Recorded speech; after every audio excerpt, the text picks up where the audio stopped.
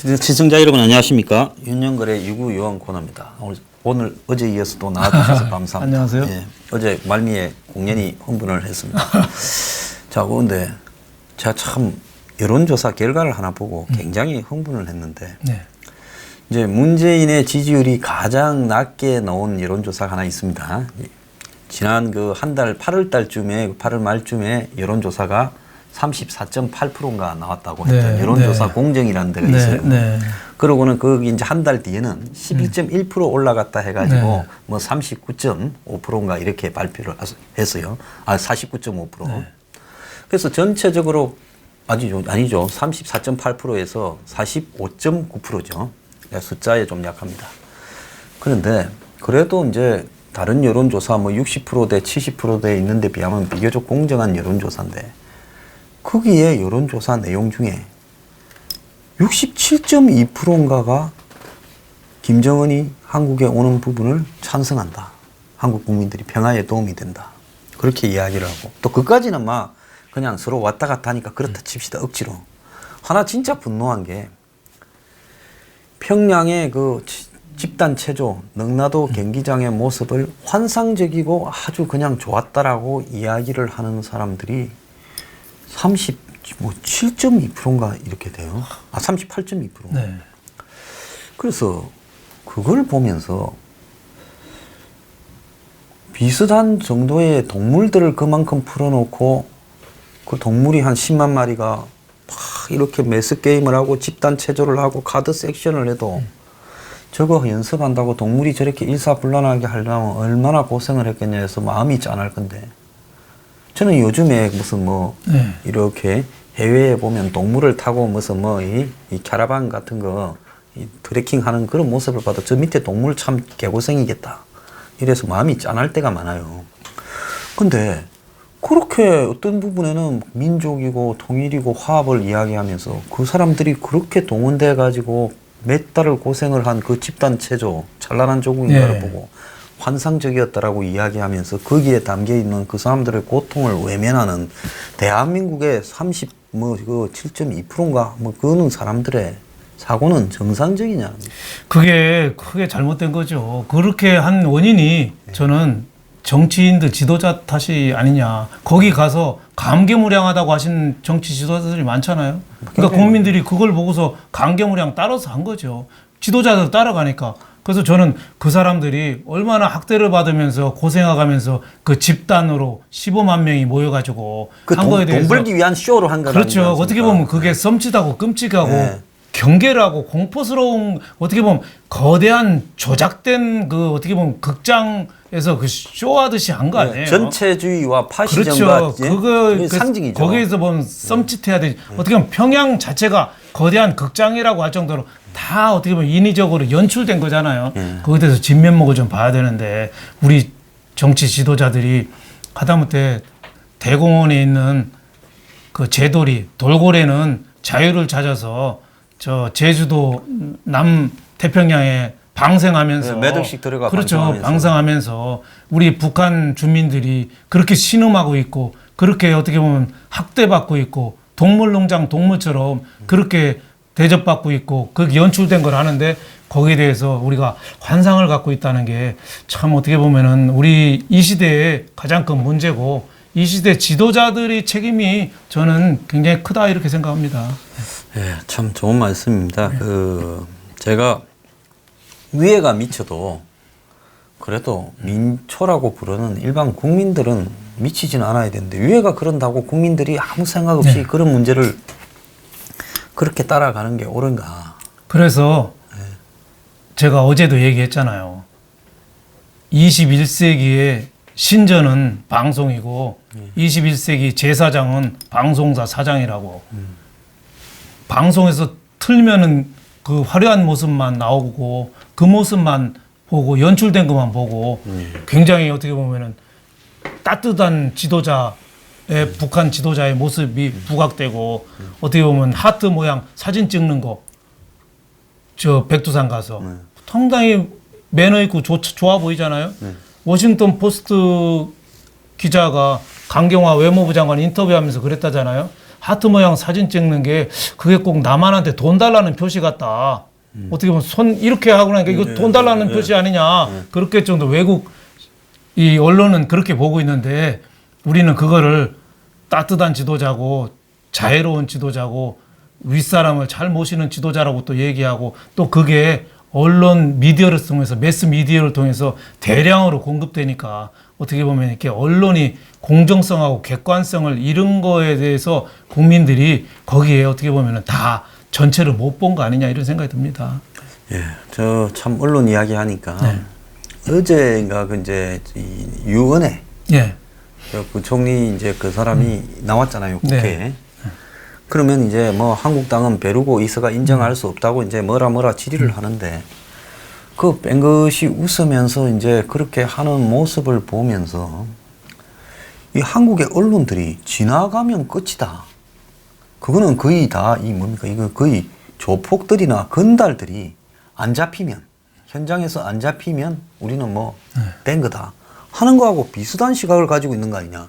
자, 통과가 됐으면 언론들이 더 강하게 저렇게 많은 의혹이 등장한 사람을 어떻게 뭐 4대 의혹, 5대 의혹만 해당돼도 다 날리겠다고 한 사람을 밀어붙일 수 있느냐고 언론들이 총체적인 비판을 해야 될 건데 그냥 한국당의 의원들과 그 위원회 대립 그리고 그걸 또 이렇게 편들어준다고 놓은 홍영표와 김성태의 몸싸움 이런 부분에 초점을 맞춰서 그냥 남일 중계하듯이 경마 중계하듯이 중계를 하고 있어요. 네.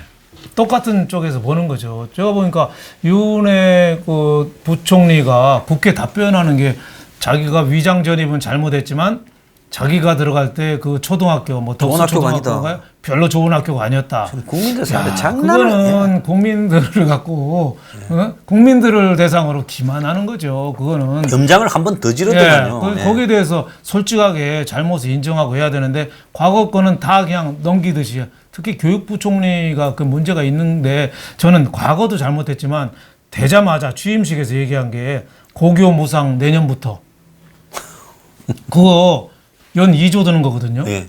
그거를 예산도 반영 안 됐고 아무것도 안 됐어요. 지침 선물이라고 주나? 네, 그거를 그 취임사에서 듣는 교육부 직원이 거기서 처음 들어서 깜짝 놀랐대요. 네.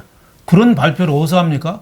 또 그리고 또 방과후 유치원 영어 방과 후 교육, 영어 교육. 금지하는 걸 계속한다. 그것 때문에 욕을 많이 먹었잖아요. 그렇죠. 예, 예. 이것도 어떻게 이게 갑자기 이렇게 하냔 말이에요. 여기에 대해서는 참모진들하고 오랜 연구 끝에 결론을 내야 되는데 선물 주듯이.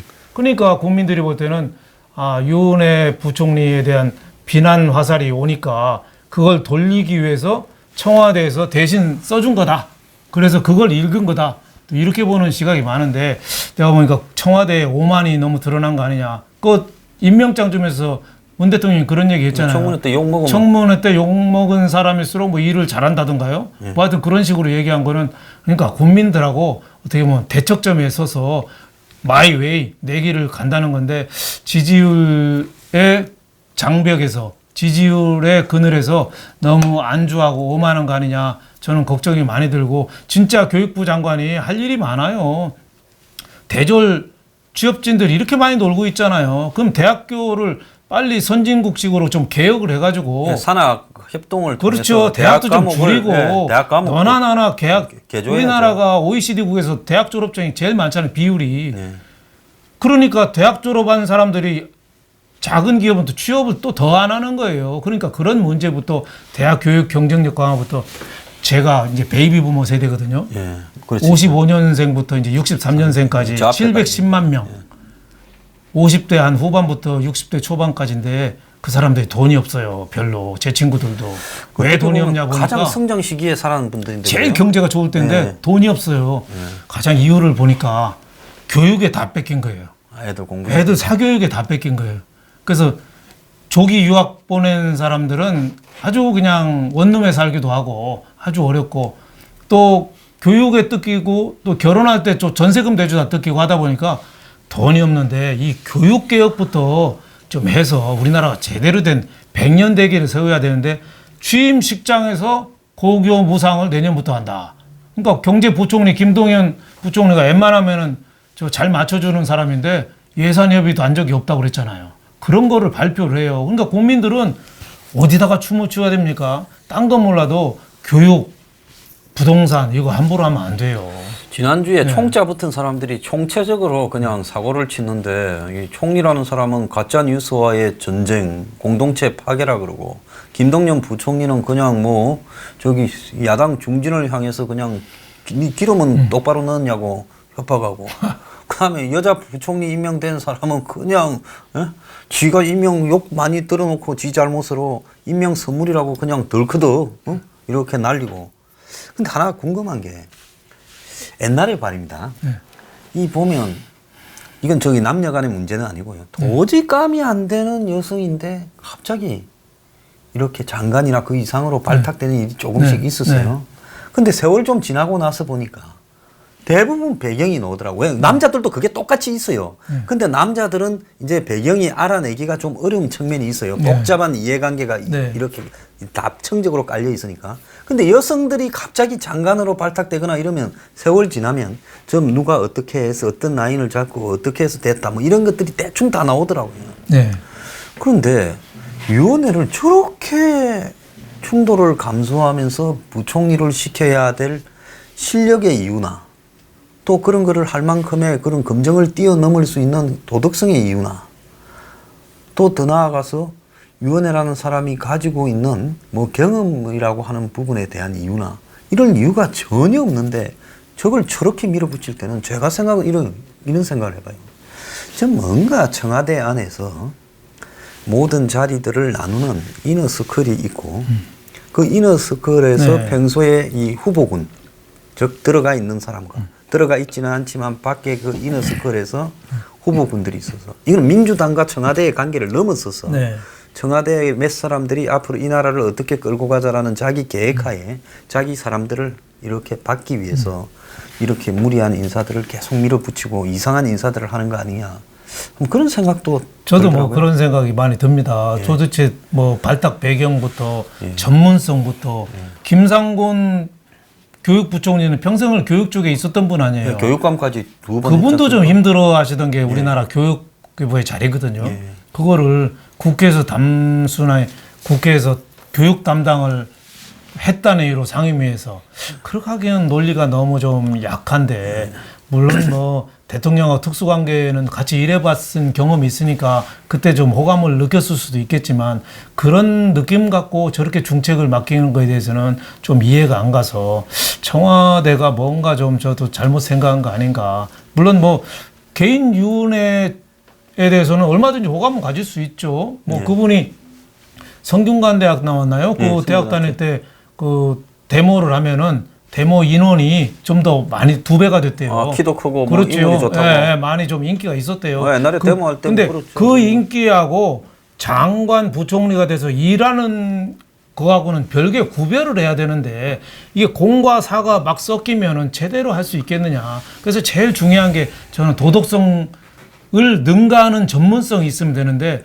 저는 취임하자마자 고교 무상 땡긴다는 얘기나 하고 영어 방과후 영어 계속 한다는 거 이거 발표하는 거 봐서 옛날 원전 폐지나 뭐 이런 거에 부동산 대책의 데자뷰 같은 생각이 자꾸 듭니다. 장관이 알아야 되는데 제가 보니까 국토부 장관은 아직도 부동산 잘 모르는 것 같고 교육부총리는 아직도 교육을 잘 모르는 것 같고 산업부 장관은 뭐 바뀌긴 했습니다만은 그분도 원전 뭐 신소재 개발 그거 연구하신 분이 맡았으니까 태양광 전문가. 그렇죠. 본인도 힘들었고 지금 원전은 아주 그냥 어디로 가는지 모를 정도로. 원전은 박살을 내놓고 전국의 저수지 위에까지 태양광을 무수하게 남겨놓고 가버렸어요. 그러니까 그 후유증은 어떻게 됩니까? 나중에 전기요금 오르는 거, 우리나라 원전 경쟁력이 떨어져서 해외 원전 수출 막힌 거.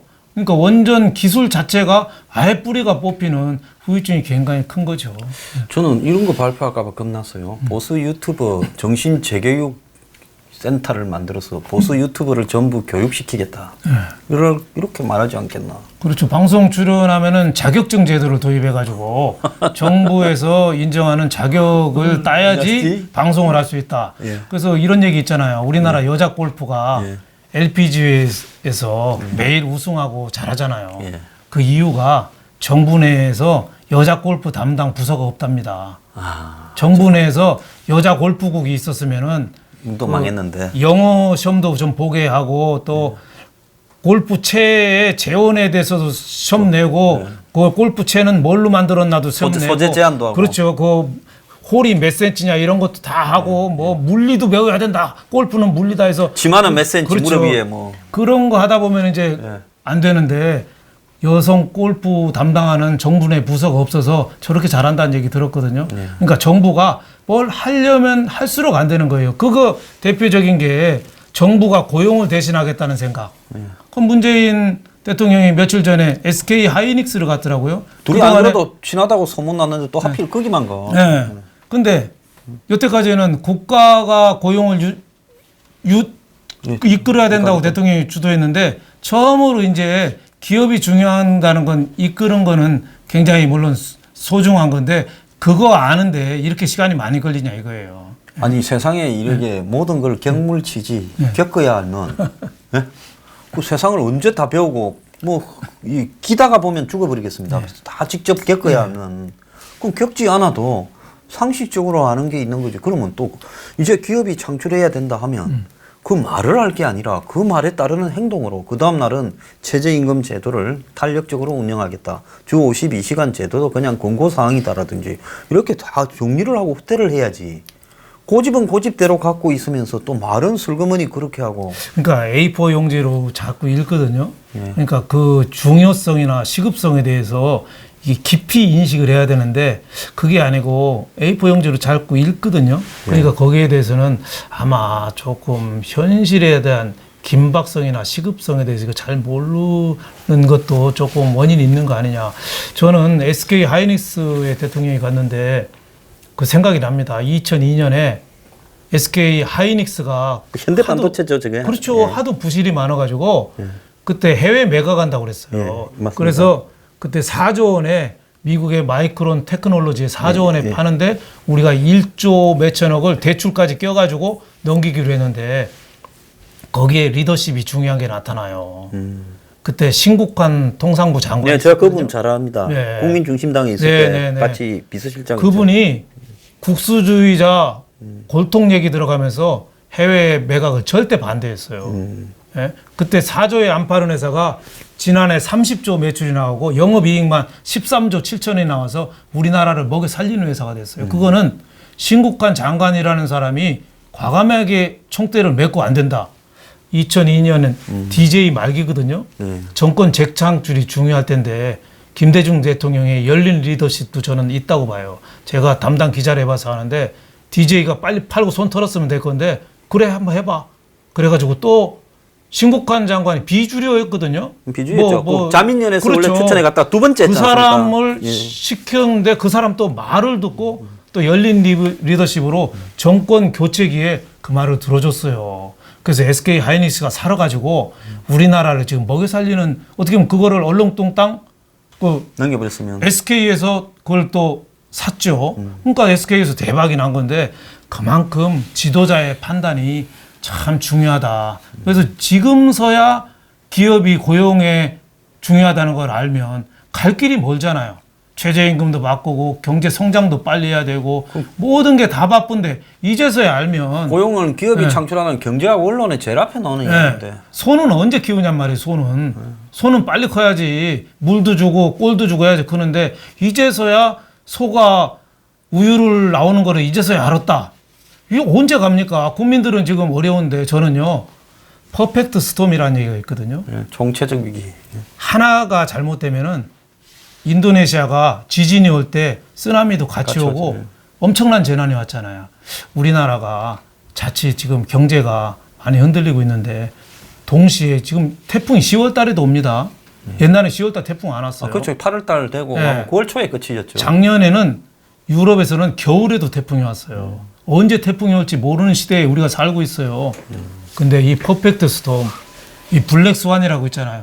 검은 백조. 백조가 하얀 것만 있다고 생각하는데 검은 거 나타날 수도 있는데 그 검은 게 나타나면은 얼만큼 피해가 올지 몰라요. 그래서 우리 경제가 지금 터널로 가고 있다. 위기의식을 갖고 빨리 대책을 세워야 되는데 저는 제 생각은 걱정입니다만 기후에 끝났으면 좋겠는데 저는 부동산발 경제 불안이 올 것 같다. 제가 똑같이 생각하고 많이 있는데요. 걱정이 됩니다. 네. 지금 미국이 또 금리 올린다잖아요. 네.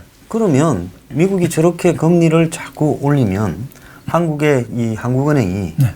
이제는 이 부동산 부분에 대해서 실제로 지금 금리를 올리는 걸 주저하고 있는 게 부동산에서 혹시 네. 불편한 일이 벌어질까봐 정권에 네. 금리 안 올리는 거 아니겠습니까? 네. 지금 따라 올리지 않고 계속 버티다가는 한미 금리의 격차가 결국은 어느 날 순식간에 저 미국 쪽으로 돈이 빠져나가는 사태가 네. 벌어질 수 있고 또 이렇게 금리가 올라가면 지금 대출 금리가 벌써 부동산 담보 대출 금리 5%가 넘어가고 예, 있잖아요. 예. 그러면 이제 앞으로 이렇게 부동산 폭등을 해가지고 이렇게 대출 받아서 이제 이렇게 집을 산 사람들이 어떻게 버티겠느냐. 네. 그러니까 부동산을 위한 부동산 대책을 세웠으면 되는데 부동산을 정치와 이념으로 생각하고 부동산 대책을 세웠거든요. 그러다 보니까 부동산 대책이 돈줄을 다 막아버린 꼴이 나왔어요. 돈맥 경화, 동맥이 아니라 돈맥 경화. 유동성 정책. 그걸 막아버렸어요. 그러다 보니까 소비가 가뜩이나 침체되는데 더 침체가 되는 거예요. 두 번째는 양극화가 자꾸 심해지는 거죠.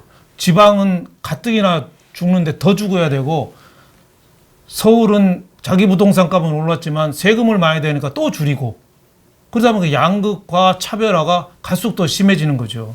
그런 점이 문제가 있어서 저는 부동산발 불황은 소비 위축하고 양극화 심화 그리고 어떻게 보면은 지도자의 리더십까지 타격을 주는 저는 그래서 부동산발 불황이 앞으로 이제 97년 8년에는 외환위기가 왔고 10년 후인 2008년에는 리만 브라더스 사태로 위기가 왔는데 지금 10년 됐거든요.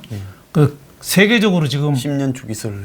호황을 미국이나 일본이나 다 유지하고 있는데 언제 한번 불황이 딱 닥치면은 그때 외환위기나 2008년 리만 브라더스 사태 때는 우리가 잠재력도 있었고 성장률도 괜찮았고. 미국, 일본, 유럽하고 관계도 좋았어요. 근데 지금은 미국, 중국이 전쟁을 하고 트럼프는 자국 이기주의에 빠진 사람이거든요. 우리가 위기에 오면은 누가 도와주겠어요? 일본이 도와주겠어요. 네, 그래서 우리가 거품이 뻥 터지는 게 저는 첫 번째 부동산에서 터질 수 있고 두 번째는 가계부채 1600조에서 터질 수 있고 또 하나는 기업들이 회사채 발행한 거 그것도 못 갚으면은 그것도 뻥 안에 터질 수가 있는데 지금은 빨리 그거를 헤쳐나가는 길은 두 가지예요. 지도자가 대통령이 리더십을 갖고 국가를 운영해야 되고 경제를 살리는 쪽으로 몰아가야 돼요. 그거 저는 굉장히 중요하고 또 하나는 신산업 기술을 확보해야 됩니다. 지금 우리나라 산업 기술이 자꾸 떨어지잖아요. 지금 반도체 하나 남고 다 이제 자동차도 반도체도 빌리고 뭐 비메모리나 이런 것도 지금 가신가신해서 얼마 안 내년 되면 가격 경쟁력이 없어질 거라고. 자동차, 조선, 철강 지금 줄줄이 다 밀려나는데 그거에 대해서 무슨 경쟁력을 갖고 버티냔 말이에요. 그래서 지금 국가적인 위기의식을 갖고 대처 방안을 좀 빨리 내놓고 해야 되는데 지금은 너무 안일한 거 아니냐. 그래서 저는 이런 생각을 해봐요. 대통령이 지금 국가적 경제 위기다라는 상황을 나도 좀 실수가 있었지만 누적되어 온 부분이다. 네, 네. 그래서 지금 비상한 상황이다라는 걸 국민들한테 좀 알리고 자 우리가 고집을 가지고 이걸 좀 해결해 보려 그러는데 역부족이다. 솔직히 이야기를 하고 네.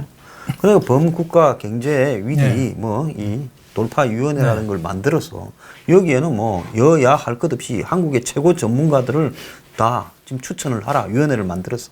그래서 그 위원회에서 지금 이 국가 경제에 대한 중요한 부분들을 사람을 선임케 해서 그렇게 좀 꾸려가는 이 범국민적인 위기 돌파 방법을 마련해야 될 건데 지금 장하성이가 경제를 다 관여하고 있고 김동연이는 아무것도 아니고 또 그 사람도 별 실력도 없는 것 같아요. 그럼 이제 다 드러났는데 네.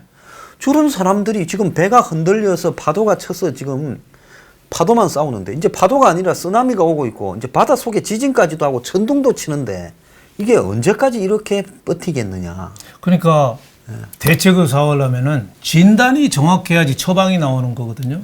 근데 지금 진단은 잘 못하고 있어요. 지금은 경제는 건실하다고 자꾸 얘기하니까 처방이 안 나오는 거죠. 지금 폐렴이 걸리고 폐암이 걸렸는데 자꾸 조금 피곤해서 그런 거니까 바카스 한 병 먹으면 난다고 하니까 지금 대책이 안 나오는 거죠. 저는 한국 정제에 대한 세 가지 저는 우리 착각이 또 있다고 봐요. 하나는 자 적으십시오. 세 가지. 하나는 북한 특수. 네? 북한 특수. 옛날 북한하고 통일 대박 이라다가 좀 뭐 대화만 되면은 특수가 열린다는데 이란이 미국하고 대화하면서 이란 특수 생겼습니까? 특수는 쿠바가 미국하고 열리면서 쿠바 특수가 생겼어요? 돈이 있어야만 중국, 특수가 베트남도 개방, 개혁하고 오랜 시간이 걸려서 비로소 경제가 사는 거예요. 북한 특수가 우리가 부담 안 지면 오히려 다행이지 그 특수 저는 환상일 수도 있다. 또 하나 환상은 소득주도 성장론이 보약이다. 소득주도 성장 때문에 지금 우리 경제가 이렇게 어려운 거를 빨리 인식을 해야 돼요. 그거는 없는 사람이 없는 사람을 끌어올려 주라는 거예요. 자영업자가 네, 더 어려운, 알바생한테 더 줘라는 거죠. 그렇죠. 그러니까 더 어려운 거죠. 그 있는 데가 어려운 게 아니라. 그러니까 이 소득주도 성장이 북한같이 폐쇄된 나라에서는 할 수가 있는데 우리나라는 소득주도 성장이 이게 도대체 될 수가 없는. 그리고 이거- 그리고 솔직히 전체의 한국의 GDP나 부가가치 중에서 소득 주도에서 올려주는 부분이 얼마가 되겠냐는 거죠. 그게 한 나라의 네. 그런 성장의 주요한 방향처럼 이야기하면서 논쟁의 중심을 거기 놓고 이 논쟁을 헛된 논쟁을 벌인다고 다른 데 무관심하고 이게 옳은 거냐는 거죠. 그렇죠. 이 소득주도 성장이 큰 환상이다. 지금 경제 어려운 게 여기에도 원인이 있다. 또 하나는 한국 기업은 강하다. 아이고. 한국 기업이 우리 자식으로 말하면은 감기 안 들고 열심히 돈 벌어오고 튼튼한 축구도 잘하는 이런 건강한 아들이고 효자 아들인 줄 알았는데 잘 보세요. 의외로 병이 많아요. 멀쩡한 아들이 별로 없어요. 멀쩡한 아들이 지금 거의 골병이 들었어요. 중소기업 경쟁력이 없고요. 대기업도 보면 30개 안에서 멀쩡한 게 별로 없죠. 대기업도 지금 근근히 살아가는 데가 많고 어떻게 보면 좁은 내수 시장에 자꾸 내수가 줄어드니까 지금 더 힘든 거 아니냐. 그래서 수출 갖고 조금 사는데 이 수출도 언제 또 무슨 그것도 또 반도체 빼놓고 나면 반도체 변화는 수출 무슨 일이 나머지는 뭐가 있습니까? 예, 그래서 저는 북한 특수에 대한 환상, 소득주도 성장론에 대한 환상, 그리고 우리 기업이 강하다는 생각에 대한 환상. 이게 굉장히 우리가 빨리 여기서 깨우쳐 나와야지 제대로 된 처방이 나오고 진단이 나오고 수술을 하든지 뭐 다른 대책을 세울 수가 있지. 이 현실에 대한 파악이 없으면은 지금 우리 경제 내실은 튼튼하다 이런 생각을 하면은 아무 대책이 안 나온다 이런 생각이 듭니다. 그 미국에 보면 그 2008년에 금융위기가 본격화되면서 그 해에 미국 대선이 있었지 않습니까? 네. 어떻게 보면 그때 존 맥케인이 네. 미국의 공화당 후보 중에서는 가장 안정적인 사람이었잖아요. 그렇죠. 그 포로를 했다라는 라이프 스토리도 있고 또 그 사람이 죽을 때 존경을 네. 엄청 받았지만은 돌아가실 때 나름대로 원칙을 가지고 살아온 사람이다라는 그런 부분도 있는데 공화당으로서는 가장 또 정통적인 기득권 중심의 공화당도 아니고 이 이다나 매브릭이라는 별명으로 불리던 존 맥케인인데 그 사람이 그냥 무명의 오바마 그것도 흑인 미국에서는 흑인은 대통령이 안 될 거다 네. 도저히 되려면 몇십 년 걸린다는 오바마한테 져버린 데는 금융위기가 오니까 금융위기에 집을 잃은 또 금융위기에 완전히 길거리로 나앉은 수많은 미국인들이 다 분노해서 표를 그쪽으로 던져버리는 바람에 네. 상당히 크게 져버렸지 않습니까? 네. 그러니까 마찬가지로 이 정권이 20년 집권, 50년 집권 떠들고 자빠졌는데 아까 말씀하신 대로 퍼펙트 스톰이 한 방 와가지고 배가 뒤집어 버리고 나면 그때는 대중들이 벌써 이 북한 이슈 이런 거는 관심도 없을 겁니다. 자기 가정이 파탄이 나기 시작하는데 그렇지 않겠습니까? 그러면 거의 이 정권이 선거치를 여력도 가지지 못하고 이 민주당이 후퇴를 수습하지도 못한 채 정권이 그냥 당신들만 아니면 누구라도 좋다고 넘어가 버릴 수가 있다는 그런 부분을 꿈에도 생각을 안 하나 봐요. 네, 저는 올해 들은 얘기 중에서 가장 무서운 얘기고 섬뜩한 게 민주당 20년 집권론입니다. 제일 무서워요. 50년 집권론 더 무섭고. 아유. 아니 잘했으면 좋겠죠. 근데 지금처럼 경제가 나빠지는데 예. 20년하고 50년 되면 우리 경제 어떻게 되겠습니까? 죽어만 안고 나머지 다 죽었을 거예요. 전 국민이 공무원 되고 전 국민이 국가 예산으로 살아갈 시대가 잘못하면 올 수도 있는 거예요. 전 국민의 최저임금 하러 네. 갖다 노리는 모양이에요. 20년 되고 50년 돼서 잘하면야 얼마든지 뭐 100년 하든지 어때요. 근데 지금처럼 시장이 왜곡되고 잘 못 끌어가는데 20년하고 50년 되고 하면은 우리가 나라가 어디가 되냔 말이에요. 그래서 공자가 제자가 딱 한마디 물어봤대요. 평생에 좌우명으로 생각할 딱 단어 하나만 생각해 주십시오. 공자한테 물어봤대요. 근데 공자가 서라고 그랬대요. 서. 용서할 때 서. 아, 용서할 때 써. 네, 서 한자. 그것만 너무 명심해라 얘기했대요. 그 서라는 게 남에 대해서 관대하고 용서하고 남하고 나를 견주어서 남을 대하고 이게 서라는 말이거든요. 그 공자가 충서라는 말과 충은 자기 가족 밖에 다른 데서도 열과 성을 다해서 모시는 게 충이고 서는 남에 대해서 관대한 거. 그걸 시저가 얘기한 클레멘티아 관용 이건데 우리가 지금 약한 게 예. 우리가 모든 게 이게 엉켜버린 게 남에 대해서 인정하고 들어주고 관대함이 없는 거 이런 게 경제니 정치니 문화니 모든 영역에 걸쳐서 나만 옳다 상대방은 잘못되니까 적폐다 이런 게 모든 게 사회적으로 퍼져가지고 제대로 방향을 못 잡는 거 아닌가 저는 이런 생각이 들었습니다. 저는 이 과거의 정치권에 잠시 몸을 담궈봤지만 그때 이제 한국에 최초로 정권 교체됐을 네. DJ 시절이지 않습니까? 경상도 사람이 주로 많이 해먹다가 네.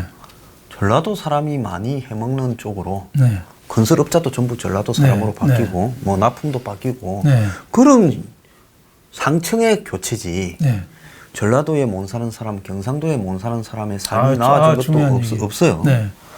그런데 뭐 업자들하고 정치인이 밥을 먹고 또 무슨 뭐 법조인들하고 무슨 뒤에 만나서 유착을 하고 뭐 이런 거를 보면 똑같아요. 네. 이제 부탁하고 부탁 들어주는 사람의 이 고향만 바뀌었을 뿐이에요. 그렇죠. 그러면 우리가 이제 정권을 교체할 때 문정권은 엄청난 도덕성을 가지고 적폐청산을 해서 자기들은 신권이 그러니까 하늘이 부여한 뭐 전부 신권설 같은 걸 갖다가 주장하면서 도덕성을 이렇게 이야기를 하는데 지금 태양광 이런 거 딱 보면 엊그제 조선일보 보도된 내용 보면 빤하지 않습니까? 평생을 무슨 사회운동이니 동네에서 데모만 하고 이 개량 한복 입고 다니던 놈들이 환경운동한다 하던 놈들이 이제 지 주변에 정권 잡고 들어가니까 야야 나도 좀 먹고 살자 니도 지금 챙길게 그래갖고 그러면 니 뭐 할 수 있냐 나 요즘 두 쪽인데 너네 정권 지금 태양광 하니 이 사회적 기업 조합 협동조합을 만들 거니까 거기에 대출 좀 해주라 니가 낼 거 있냐 나 없다 그러면 100% 은행 대출로 해주면 되겠네 이제 그래가 쑤셔대다가 저게 슬슬 나오는 거 아니겠습니까? 그렇죠. 그래서 뭐 이거를 보거나 뭐 기업을만 보더라도 특정 기업 하나만 설치고 다니는 꼴을 보거나 그 다음에 무슨 뭐 집어넣었다가 풀어주거나 대기업 회장을 또 어떤 사람은 그 정도 살 거는 아닌데 억지로 집어넣어가 막 살리게 하거나 뭐 이런 거를 보면 이 정권 또한 과거의 그들처럼 사실은 도덕성에서는 똑같을 거라고 확신을 해요. 위원회를 뒤집어 봤을 때 위원회가 부총리 안 했으면 저런 지경일 줄 누가 알았겠습니까? 그렇죠. 근데 부총리 가는 바람에 별 두각도 나타내지 않고 조용히 그냥 참하게 살던 의원도 까디비니까 저 모양이다는 게 나왔잖아요. 그 다음에 이 정권 밥 먹고 다니는 거를 저기 저 심재철이가 찌질하게 그 작은 걸 까서 문제지. 그걸 까서 보니 아니 저녁으로는 통닭을 갖다가 시켜서 먹고 응? 호프집에서 네. 저녁으로. 그 다음에 청와대는 심야에 이렇게 야식을 술집에서 바에서 피자를 시켜 먹고 뭐 이러는 모양 같아요. 그래서 그런 거를 보면 똑같아요. 김밥 갖고 무슨 애견 펫샵에서 차 마신 걸 갖고 쫓아냈듯이 저것들도 똑같거든요. 그래서 똑같다고 봐야 되는 거예요. 한마디로 먹는 계층만 교체됐지.